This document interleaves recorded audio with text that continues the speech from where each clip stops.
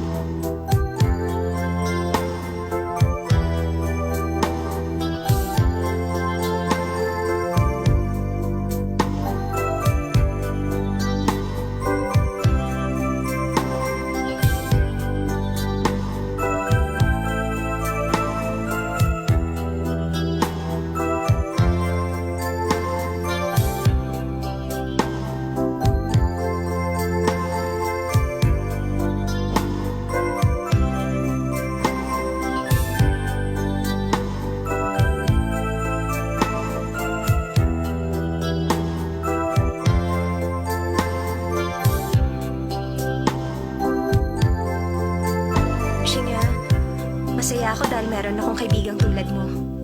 Ako rin. Handa akong protektahan ka, Sanchay. Xiaozi? Sanchar, naman. ka sumama ka sa akin. Saan kayo pupunta? Saan tayo pupunta? Wala Isama kang niyo naman pakialam ako. kung saan kami pupunta. Bye, Isama niyo Shinya! ako!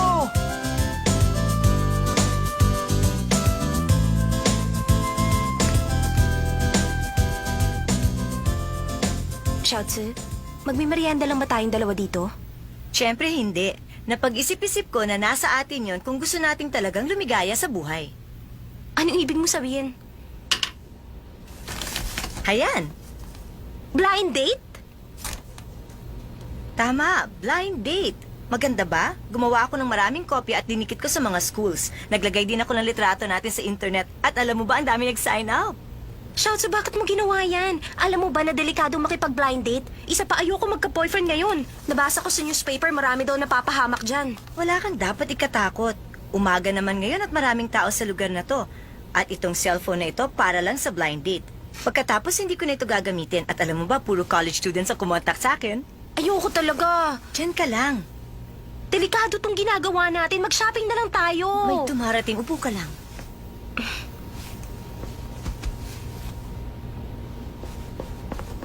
Ang ganda nyo naman. Sa Yingji Academy kami nag-aaral. Ako si Agan. Ako si Xiaoji. Agan, pasensya na kayo. Hindi kayo ang type namin. Pwede na kayong umalis. Xiaozi, ba't mo sila diniretsa? Baka nagalit yun. Hindi naman, ayoko lang magsayang ng panahon. Isa pa, naghahanap tayo ng boyfriend. Di dapat yung gusto natin. Tayo na. At taga Yunpo University ka? Si Xiaozi to. Halika, pumasok ka na.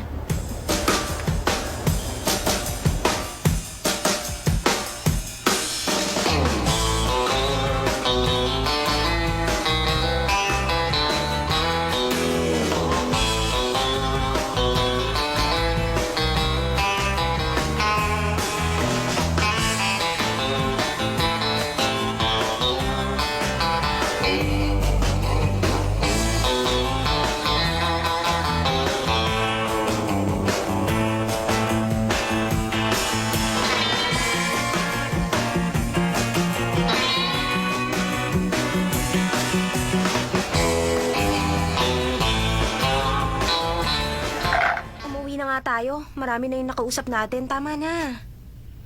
Sa dami ng mga lalaki na dumating kanina, wala tayong nagustuhan. Wala na bang kasing gagwapo ng F4? Kalimutan mo na yan. Mag-ice cream na lang tayo. O, Hi, sige. ikaw ba si Miss Xiaozi? Meron pa? Pasensya na. Tapos ang oras ng blind date namin. Bye. Kung makakalusot ang pasensya, hindi na kailangan ng parak.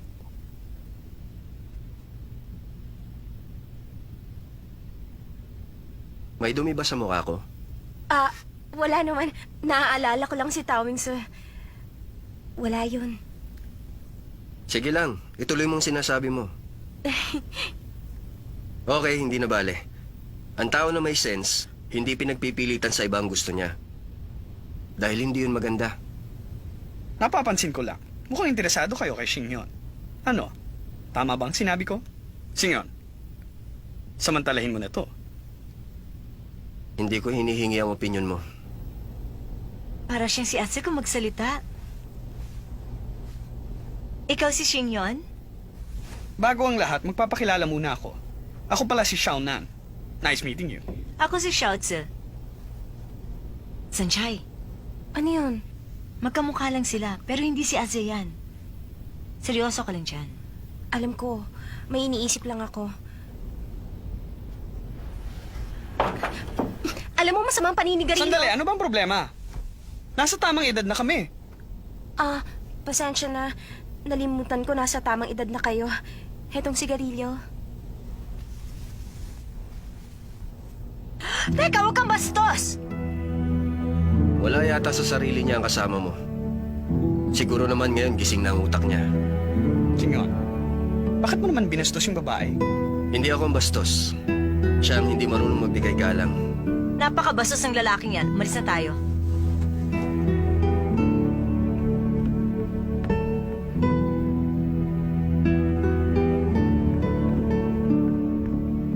Sanjay, ba't ganun? Magkapareho ng ugali sina Xingyon at Ase. Naniniwala ka ba nagkataon lang ang lahat? Gusto ko malimutan mo si Ase. Kaya naganap ako ng ka-blind date mo. Hindi ko naman nakalaing. Nasaan kaya siya? Bakit ako ganito? Anong gagawin ko? Mukhang hindi ko na yata kayang kontrolin ang damdamin ko. Nang makita ko ang lalaking yon, biglang natunaw ang seryosong mukha na hindi ko gustong ipakita.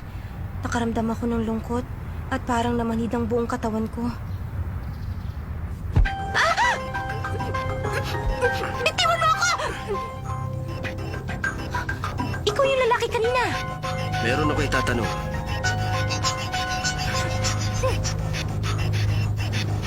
Relax ka lang. Hindi pa ako tapos magtanong. Binanggit niyo kanina si Downing, sir, hindi ba? Bakit mo siya kilala? Sino ka? Anong nakakapagtaka? Wala. Dahil pinsan ko si Asa. Pinsan mo siya? Girlfriend ka niya? Katulad mo pala ang tipo niyang babae. Hindi niya ako girlfriend, no? At wala kang pakialam. Hindi mo ba naiintindihan?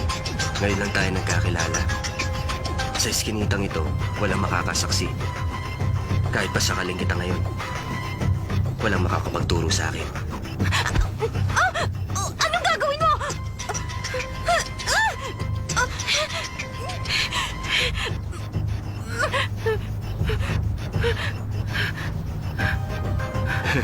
May utak ka ba? Kung patayin ko ang isang katulad mo, anong mapapala ko?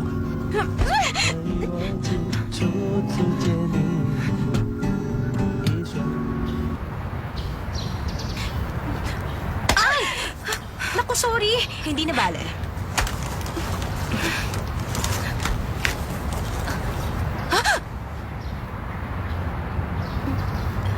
Sorry ulit.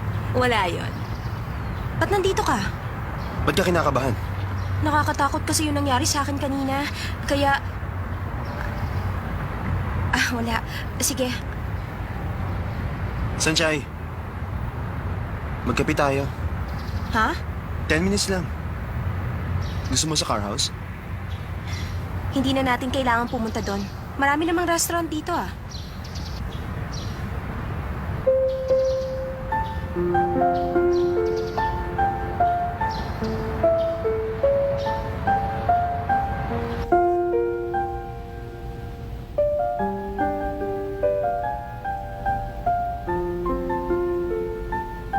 Umalis na si Lay.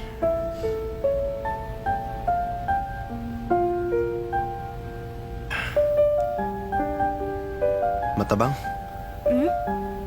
Bakit? Matabang ka kape? Oh, nasanay ka kasi sa imported coffee beans niya sa bahay. Sa ordinaryong tao, pwede na to. Ba't ganyan ka magsalita? Pasensya na, wala akong ibig sabihin. Sasabihin ko lang na Tawin sa likod mo. sa likod ko? Yung pinsan mo, nakita ko siyang dumaan sa likod mo. Siya yung sinasabi ko sa'yo nanakot sa akin kanina. Sanchay, wala ka na ba maisip na dahilan? Dahilan? Sabihin mo kung gusto mo nang umalis. Hindi ko gustong umalis. Sinasabi ko lang ang totoo. Lagi ka na lang ganyan. Tuwing magsisimula ako magsabi sa'yo ng seryosong bagay, binabago mong usapan. Marami kang palusot. Ngayon, iba naman. Pinsan? Kahit kailan, di pa ako nagkaroon ng pinsan. Maniwala ka, nakilala ko kanina pinsan mo. Saan? Kanina nakipag-blind date kami ni Shouts. Tapos may nakilala kaming kahawig mo. Sabi niya magpinsan kayo. Pero nakakatakot ang ugali. Parang, Tawmisa! Tawmisa! Huwag mo naman akong iwan. Kinakausap pa kita. Akala ko ba may sasabihin ka sa akin? Hindi ko sinasadyang putulin ang pagsasalita mo kanina.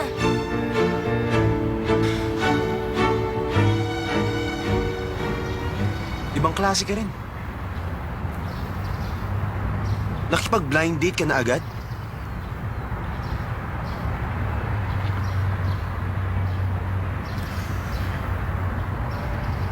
Hindi kita masisisi.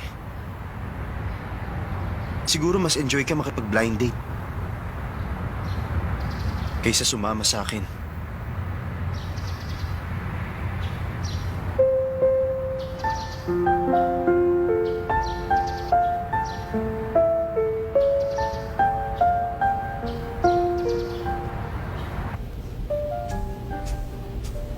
Ase, nandito ka pala.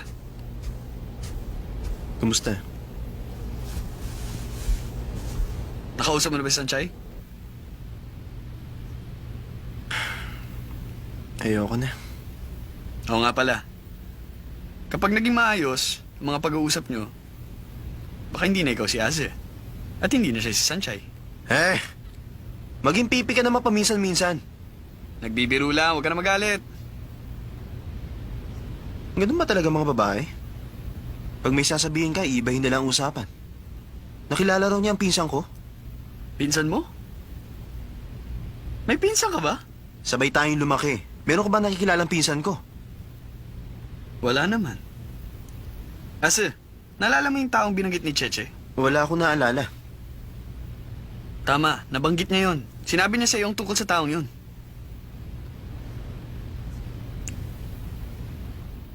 Auntie Jade! Auntie Jade! May tatanong ako. May tatanong ka sa akin? Tama ako. May malaki kang problema. Ano ibig niyo sabihin? Wala kang kwentang lalaki. Hindi mo kayang ipaglaban ng babaeng gusto mo. Ang alam mo lang ay sigawan ng katulad ko. Duda na ako noon. Tinuruan kitang magbanyo. Ang sabi ko, peke ang tinatago mong maliit na sundalo. Maliit na sundalo? Ano ka ba naman? Nagpapatawa ka ba? Bakit ba lagi mo sinasabi sa akin yan? Gusto mo, ulitin ko pa ng 10 beses. Tama na, itanong mo na sa kanya.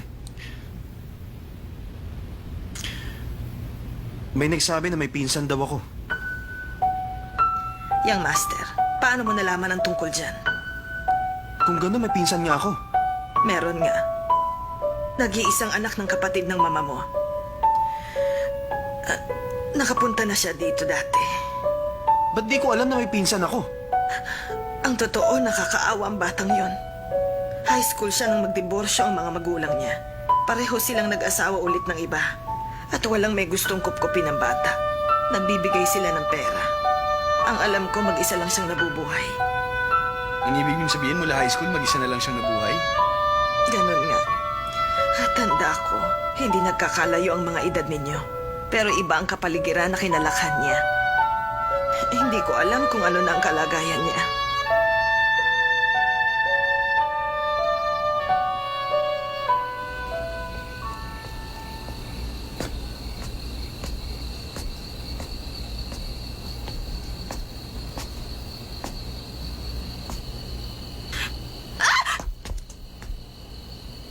Nakakatakot ba ako? Ikaw na naman? Bakit ka sumusunod? Hindi ko rin alam. Gusto kita makilala. Makilala? Para sabihin ko sa'yo, malaking pagkakamali ang blind date na yon. Hindi natin kilala ang isa't isa. Kaya pwede ba lumayo ka sa akin? Siguro dahil girlfriend ka ni Daming, sir. Kaya gusto kita makilala. Wala kaming relasyon ni Tommy, sir. Kaya hindi mo na ako dapat kilalanin.